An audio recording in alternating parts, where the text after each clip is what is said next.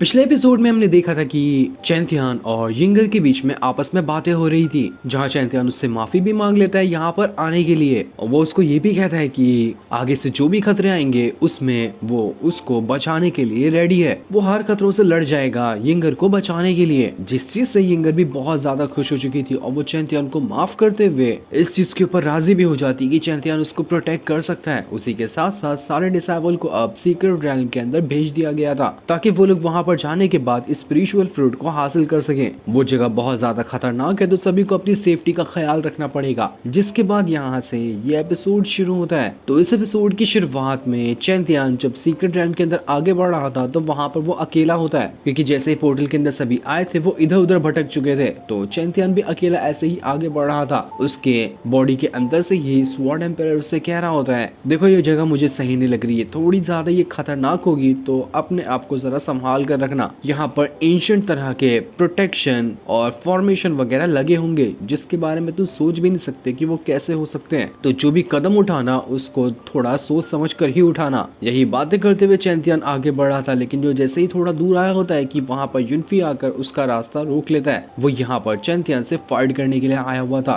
चैंतियान उसको देखकर कहता है कि अरे युनफी, मैं तेरा ही इंतजार कर रहा था, बड़ी देर लगा दी आने में, लगता तू अब अच्छे से रिकवर हो चुका है, तो क्या हम पुरानी अधूरी वाली फाइट यहाँ पर कंटिन्यू करें, क्यों, क्या कहता है। युनफी बहुत ज्यादा भड़का हुआ था तो वो अपनी पावर को एक्टिवेट करते हुए सीधा चैंतियान के ऊपर अटैक कर देता है, लेकिन चैंतियान ने अपने ऑरा की मदद से उसके अटैक को यहाँ पर रोक लिया था। लेकिन जैसे यहाँ पर युनफी चैंतियान के ऊपर अगला अटैक कर पाता, वहाँ पर मूरान नाम का एक बंदा आ जाता है जो कि असल में एल्डर वेंतियान जो है उनका ही बेटा है। वो यहाँ पर आने के बाद युनफी से कहता है कि अबे युनफी, तुझे दिखा नहीं देता क्या, अभी तो हम यहाँ पर सीक्रेट रैम के अंदर आए हैं और तूने यहाँ पर अभी से अपनी औकात दिखा दी, इज्जत में रह वरना बहुत मारूंगा। मूरान जो है वो भी सेट का एक अच्छा सीनियर डिसेबल है। मूरान के साथ चैंतियान के बाकी सारे दोस्त भी मौजूद थे। वो लोग युनफी से कहते हैं कि इज्जत से साथ चलना चाहता है तो हम तुझे अपने साथ भी ले जा सकते हैं या फिर अपना रास्ता देखकर आगे निकल ले। लेकिन युनफी इस चीज के लिए साफ मना करते हैं कि मैं किसी के साथ नहीं जाने वाला। वो लोग चैंतियान को भी साथ में चलने के लिए कहते हैं, लेकिन चैंतियान कहता है कि माफ कर देना, मैं तुम्हारे साथ अभी नहीं जा सकता, क्योंकि बहुत सारे मेरे दुश्मन हैं जो खुद भी यहाँ पर आए हुए हैं, तो मेरी वजह से तुम लोगों को बहुत ज्यादा परेशानी हो सकती है रास्ते में, इसलिए तुम अपना चले जाओ, मैं अपना जाता हूँ। लेकिन इस चीज पर ईवियान और जुआन जो थे वो रेडी नहीं होते। वो कहते हैं चैंतियान से कि चैंतियान, तुम जहाँ चाहोगे हम तो वहीं जाएंगे, चाहे तुम्हारे साथ कितने भी खतरे क्यों ना हो, लेकिन हम तुम्हें छोड़कर नहीं जाने वाले। लेकिन चैंतियान उनको मना कर देता है कि नहीं, तुम लोग नहीं जा सकते, तुम वुजिन के साथ जाओ, वो तुम्हारा अच्छे से ख्याल रखेगा, वहाँ पर बहुत सारे लोग हैं तो तुम लोगों को डरने की भी जरूरत नहीं पड़ेगी, वादा करता हूँ कुछ टाइम बाद हम सब वापस से मिलेंगे। इस वजह से उसके दोनों दोस्त भी ना चाहते हुए भी वुजिन के पास आ चुके थे। चैंतियान वुजिन से कह रहा था कि मेरे दोनों दोस्तों का ख्याल रखना। जैसे ही वहाँ पर यिंगर चैंतियान की तरफ बढ़ रही थी, युनफी उससे कहता है, यिंगर सुनो ना, ये हमारे बीच में थोड़ी सी मिसअंडरस्टैंडिंग हो गई थी, मैं चाहता हूँ कि ना हमारा जो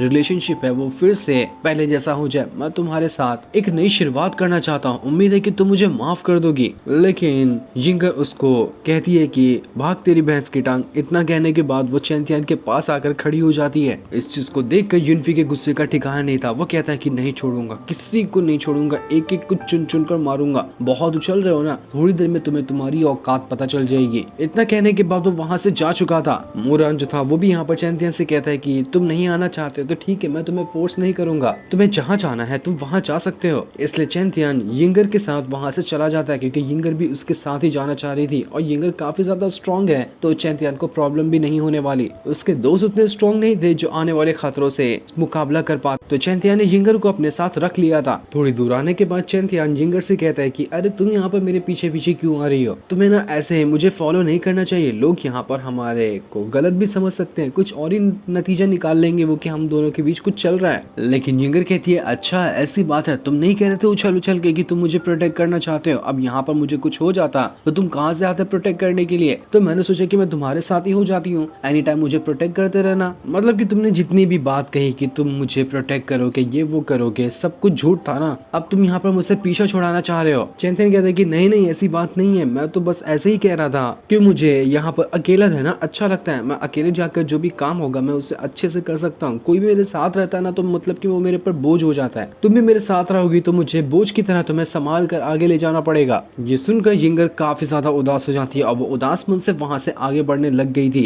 चैंतियान उससे कहता है कि अरे स्लो स्लो क्यों जा रही हो, जल्दी जाओ ना, भगाओ फटाफट तुम्हारे अपने कदम, दौड़ के जाओ जाओ यहाँ पर, जल्दी जाओ तुम यहाँ से, किसी की जरूरत नहीं है मुझे। यिंगर जैसे ही वहाँ से जाती है, चैंतियन आवाज लगाकर कहता है कि जो भी यहाँ पर छुपा हुआ है ना वो सामने आ जाए, मैं बहुत टाइम से तुझे देख रहा हूँ कि तू यहाँ पर छुपकर हमारे ऊपर नजर रखे हुए। यही वजह थी कि चैंतियन यिंगर को यहाँ से भगाना चाह रहा था, क्योंकि उसको पता था कि कोई उसके ऊपर नजर रखा है तो उससे फाइट करनी पड़ेगी। उस बंदे का नाम त्यान शेंग था, जो जाओ का भेजा हुआ एक बंदा था। जाओ वही इंसान था जो कि चैंतियन का दुश्मन है। थोड़े टाइम पहले भी हमने उसको देखा था, जिसकी पूरे लाइफ की कल्टीवेशन चैंतियन ने बर्बाद कर दी थी। तो उसी ने इसको यहाँ पर भेजा होता है ताकि वो चैंतियन की जान ले सके। तो चैंतियन उससे लड़ने लग जाता है। त्यान शेंग और चैंतियन के बीच में बहुत जबरदस्त फाइट होती है, लेकिन चैंतियन को ऐसे बचकानों से फाइट करके टाइम वेस्ट वैसे भी नहीं करना था। तो वो अपनी स्वॉर्ड निकालता है और एक ही बार के अंदर ऐसा अटैक करता है कि त्यान शेंग वहीं पर मर जाता है। लेकिन ये यहाँ पर मरा ही था कि तभी वहाँ पर एक और बंदा आ जाता है, जिसने अपने आप को फट से एक एप के अंदर ट्रांसफॉर्म कर लिया था। वो भी यहाँ पर चैंतियन से फाइट करने के लिए ही आया होता है। इसके बाद उनके बीच में भी बहुत जबरदस्त फाइट शुरू हो जाती है। ये बंदा भी जाओ का ही भेजा हुआ था, लेकिन चैंतियन बहुत ज्यादा भड़का हुआ था, तो वो एक दो अटैक के अंदर ही उस बंदे को भी यहाँ पर मार देता है। इसका भी खेल खत्म हो चुका था। लेकिन अब वहाँ पर आ जाता है युनफी, जो अपने 8-10 दोस्तों को लेकर आया हुआ था। वो सब के सब यहाँ पर चैंतियन को घेर लेते हैं और उसके ऊपर एक बहुत ही स्ट्रॉन्ग अटैक बनाते हुए उसको मारने की तैयारी कर रहे थे। इस अटैक का नाम एंशिएंट सील फॉर्मेशन था। इसकी मदद से किसी भी बंदे को यहाँ पर कैद किया जा सकता है। सारे लोगों ने मिलकर एक साथ ही वो फॉर्मेशन बनाया था और उसके बीच में चैंतियन फंस गया होता है। वो वहां से कितना भी कोशिश करता है लेकिन निकल ही नहीं पा रहा था। युनफी चैंतियन से कहता कि चैंतियन तू अब मरेगा, तू कितना भी कोशिश क्यों ना कर ले, यहाँ से नहीं भाग सकता। आज तेरी मौत लिखी है, वो भी मेरे हाथों। मैं तुझे तड़पा तड़पा के मारूंगा। इसके बाद वो वहाँ पर किसी तरह के थंडर तालिस्मान को बाहर निकाल लेता है ताकि उसकी मदद से वो चैंतियन के ऊपर थंडर की बारिश कर सके। यहाँ पर चैंतियन लड़ रहा था तो वहाँ पर यिंगर बेचारी रोते हुए आगे बढ़ रही होती कि लड़के हमेशा झूठे ही होते हैं, वो जो भी वादा करते हैं बस कुछ टाइम के लिए लड़कियों के साथ टाइम पास करने के लिए करते हैं, उसके बाद सब कुछ भुला देते हैं। चैंतियन भी वैसा ही इंसान था। मैंने उसके ऊपर भरोसा कर लिया कि वो अच्छा होगा और मुझे प्रोटेक्ट करेगा, लेकिन देखो कि उसने भी मुझे धोखा ही दिया। यार लड़कियां तो कभी समझती ही नहीं है कि हर लड़का एक जैसा नहीं होता। बेचारा चैंतियन तो जानबूझकर उसको भगाया था यहाँ से, क्योंकि उसको पता था कि बहुत बड़ा खतरा आने वाला है उसके ऊपर। और अभी जिस खतरे में वो पड़ गया है वहाँ पर यिंगर रहती तो यिंगर के साथ भी कुछ गलत हो सकता था। इसी वजह से उसने यहाँ पर जानबूझकर उसको भगा दिया। लेकिन यिंगर तो यहाँ पर कुछ और ही सोचने में लग गई थी कि चैंतियन बुरा इंसान है। लेकिन तभी उसको एक बहुत ही जोर का धमाका दिखाई देता है, जो कि उसी तरफ से हो रहा था जहाँ पर वो चैंतियन को छोड़ कर आई थी। क्योंकि वो थंडर वाला अटैक चैंतियन को लगा था, लेकिन चैंतियन की इससे जान बच गई थी, पर उसकी हालत बहुत ज्यादा खराब हो चुकी थी। युनफी चैंतियन से कहता है कि अरे तूने तो थंडर तालिस्मान के अटैक को रोक लिया, बड़ी अच्छी किस्मत पाई है तूने। थंडर तालिस्मान के अटैक को जल्दी कोई नहीं रोक पाता है, लेकिन अच्छी बात है तूने वो अटैक रोका ना, तो अब मैं अपने हाथों से तेरी जान लूंगा। तो मेरे हाथों से तू मरने के लिए तैयार हो जा। वो किसी तरह के बहुत ही खतरनाक अटैक को एक्टिवेट कर लेता है, जिस वजह से तो वो पूरा गायब भी हो चुका था अपने ही ऑरा के अंदर। इतना ज्यादा स्ट्रॉन्ग ऑरा वहां से निकल रहा था। चैंतियन तो बस यहाँ पर खड़े खड़े हिसाब लगा रहा होता है कि ये युनफी ने कितने साथियों को लेकर आया। अब ये साथी इसके फ्री में तो नहीं आए होंगे, पैसे देकर ही लाया होगा। न जाने इस युनफी ने मुझे मारने के लिए कितने पैसे खर्चे कर दिए, लेकिन कोई फायदा नहीं, वो तो मरने वाला ऐसे ही है। इसके बाद वो अपनी स्वॉर्ड लिए सीधा युनफी के साथ फाइट करने के लिए चला जाता है। युनफी खुद को डीमन में ट्रांसफॉर्म कर चुका था, जो उसकी सबसे खास टेक्निक है। इसके बाद वो दोनों वहां पर फाइट करने लग जाते हैं। चैंतियन अपने मन के अंदर से ही स्वॉर्ड एम्पायर से कहता है कि स्वॉर्ड एम्पायर बताओ ना, मैं इस फॉर्मेशन को कैसे तोड़कर बाहर निकल सकता हूँ, मैं यहाँ से भाग नहीं पा रहा। इस फॉर्मेशन के इर्द गिर्द ही मैं यहाँ पर फंस चुका हूँ, कुछ जल्दी जल्दी तरीका निकाल के इस फॉर्मेशन को ब्रेक करो। लेकिन तभी वहां पर यिंगर आ जाती है, जो कि फुल सामुराई वाली मूड में आई हुई थी। पूरा वेपन निकाल कर वो सबसे भिड़ जाती है और सभी लोगों से कहती है कि अपना अपना रास्ता खाली करो। किसी ने भी चैंतियन के ऊपर आग उठाकर भी देखी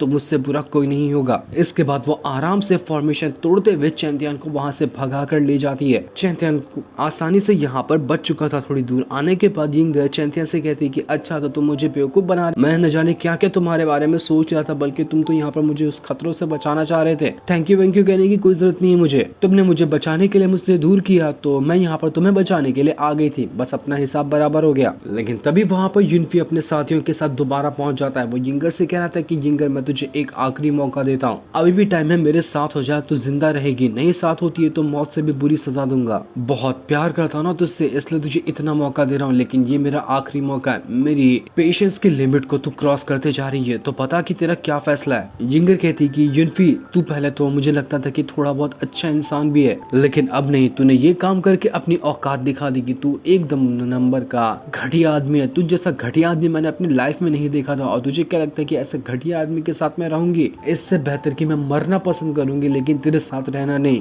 युनफी एकदम ज्यादा भड़क जाता है कि इतनी बेइज्जती आज तक के लाइफ में मेरी नहीं हुई थी जितना कि इस यिंगर ने कर दी, इसलिए मैं इस यिंगर को आज नहीं छोड़ूंगा। अब चाहे कुछ भी क्यों ना हो जाए मैं दोनों को मार कर इधर ही गाड़ दूंगा। इसलिए वो अपने सारे साथियों को भेज देता ताकि दोनों को एक साथ मार सके। इसलिए चैंतियान और यिंगर वहां से अपनी जान बचाकर भागने लग गए थे। सारे के सारे लोग उनके पीछे होते हैं ताकि वो सभी मिलकर उनकी जान ले सके। लेकिन जैसे ही चैंतियान और यिंगर आगे भाग रहे थे वो अनजाने में भी किसी रास्ते को क्रॉस करके आगे बढ़ जाते हैं, जिसके बारे में उन्हें पता ही नहीं था कि उन्होंने कैसा रास्ता क्रॉस किया, क्योंकि वो रास्ता भी जहाँ पर खतरा लगा हुआ था वो इनविजिबल था। युनफी जैसे ही वहां पर आता है वो अपने साथियों को तुरंत रोक लेता है और अपनी पावर की मदद से चेक करता है कि यहाँ पर था क्या। तो उसे पता चलता है कि यहाँ पर एक इनविजिबल एंशिएंट फॉर्मेशन लगा हुआ था और इसी को अनजाने में चैंतियान और यिंगर ने क्रॉस कर लिया। हम भी क्रॉस करते हैं तो हम तो मरेंगे, इसलिए बेहतर होगा कि हम यहाँ पर इसको क्रॉस नहीं करते हैं। और ये लोग जो क्रॉस करके आगे जा चुके हैं इनका मरना तय है। जहाँ पर ये लोग गए हैं वो रास्ता बिल्कुल डेड एंड है, वहां पर जाने के बाद इनकी जान ही जाएगी। तो हमें कुछ करने की जरूरत नहीं है, ये दोनों अपने आप ही वहां जाकर मर जाएंगे। जो सीन दिखाते ही ये एपिसोड यहीं पर एंड हो जाता है। Thanks for watching.